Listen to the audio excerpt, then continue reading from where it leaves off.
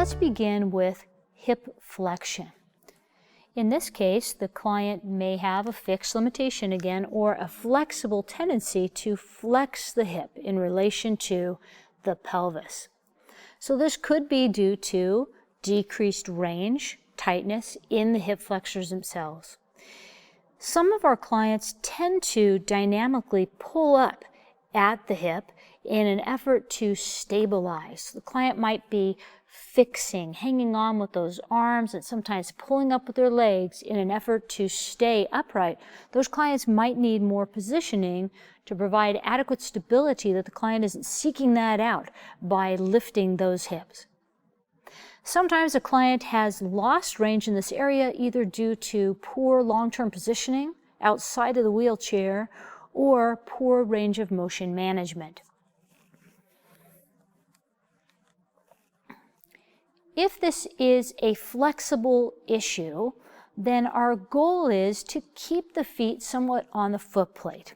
Well, why? Why is that a big deal? There's a number of reasons. Every time a client lifts their leg upward, it changes the position of the pelvis slightly. It also changes where pressure is within the seating system.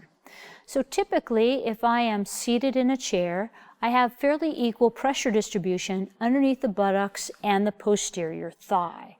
But if my legs are constantly flexing at the hips, it's putting far more pressure onto those ischial tuberosities, and the pelvis tends to fall into a posterior tilt. So we want to keep the legs down on the seating system generally. How do we do that? Well, we could block that movement by literally strapping over the thighs, but this isn't very common. What is much more common is to strap the feet themselves. And two ways of doing this are pictured here. On top is something called an ankle hugger. This is a simple cuff that goes around the ankle to keep the foot generally on that foot plate.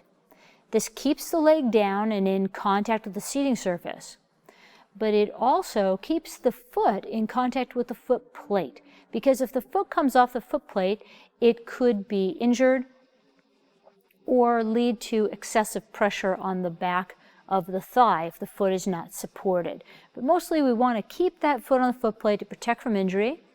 A lot of clients gain quite a bit of stability from having their feet well positioned on the foot plates as well. Imagine yourself if you were sitting at your desk and you're typing out a report and your feet are not supported. You don't have as much stability as you need to be as functional as you can for the task. So it's important to provide that stability for our clients.